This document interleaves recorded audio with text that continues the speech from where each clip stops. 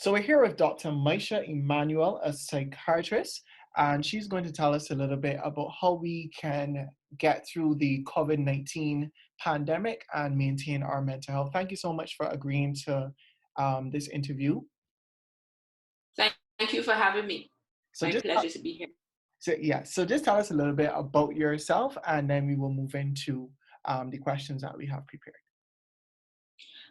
Basically, I've been a psychiatrist now for quite a number of years. I work primarily, I'm a lecturer at UWI, and I also work at the QEH.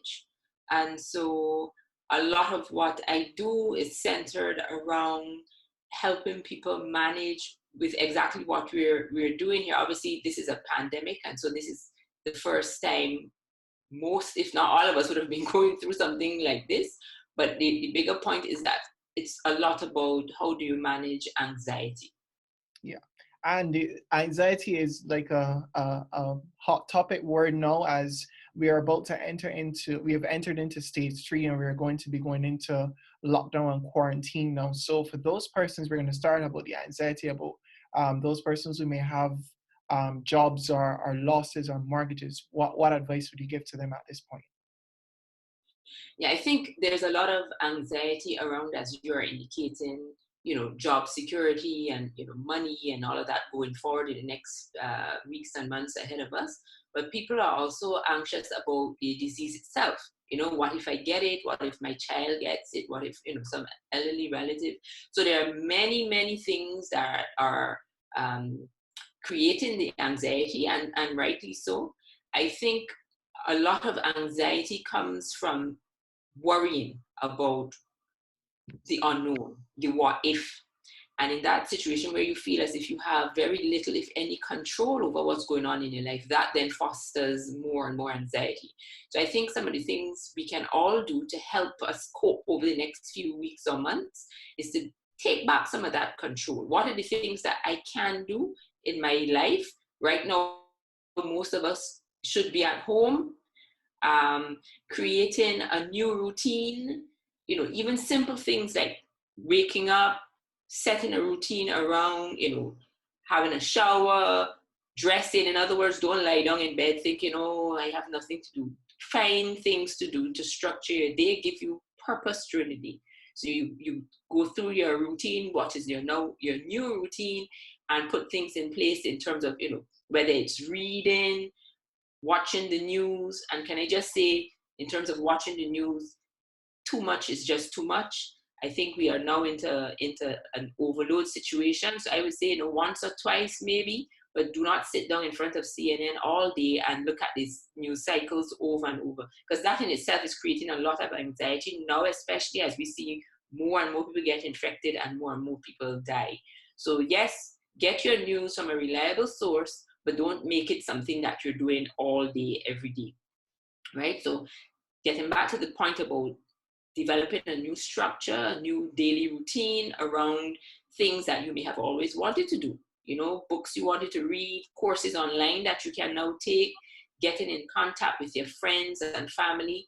Right now, I'm in so many different groups with friends and family, and it's helping because you can share a joke or, talk about something else other than the pandemic and get your mind off of that.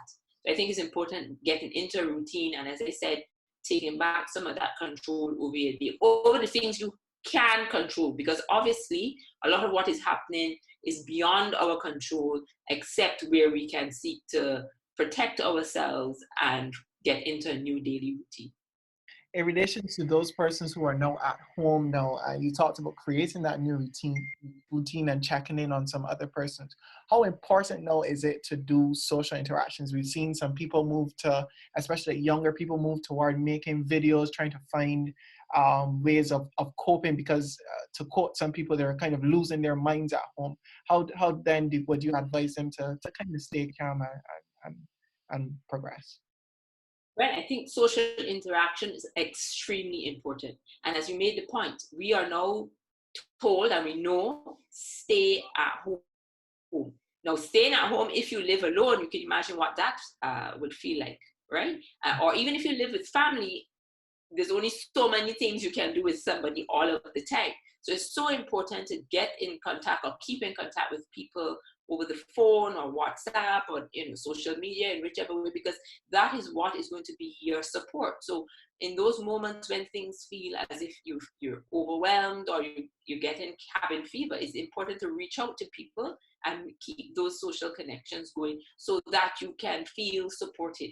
And it's a two-way thing, you supporting them and they're supporting you. So I think it's very important that we keep in contact with one another.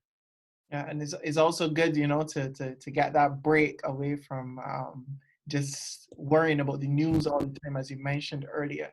So in Exactly. relation to some of the persons who are now in the hotel industry or some of the other businesses that would have been affected, they're now at home, but they're worrying about the virus, they're worrying about the effects of that, and they're also worrying about their security in terms of being able to provide for their family or even pay bills. What advice would you give to them during this time?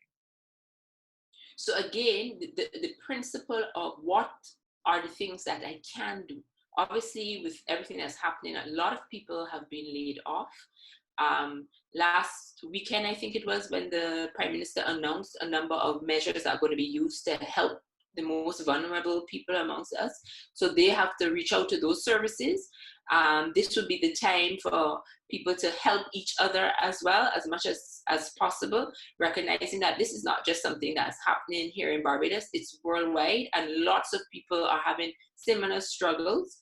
I think being able to help one another is going to go a long way in a situation until we can get out of this and then have more measures put in place for people who are the most affected by the job losses.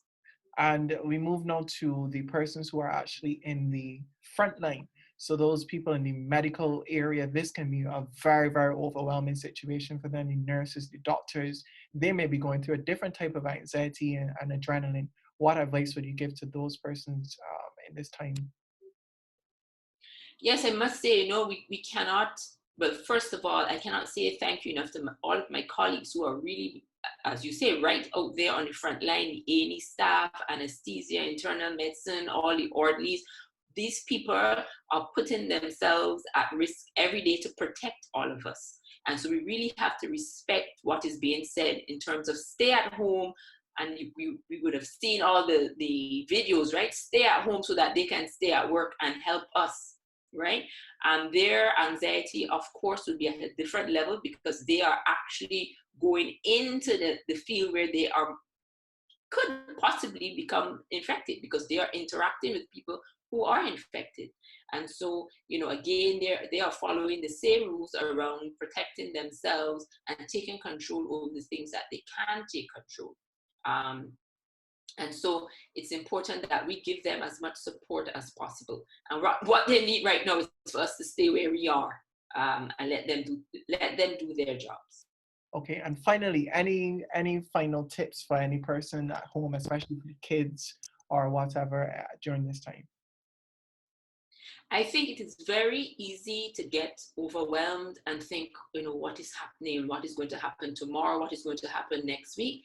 I think though it's important, just as much as to inform ourselves and keep ourselves safe, we also have to think about what are the positive things that can come out of this experience. You have an opportunity now, which you probably did not have before, where you can stop, take stock of yourself, have some reflection about your life and where it is you want to go, spend more time with your family. Normally, when have you ever had this chance?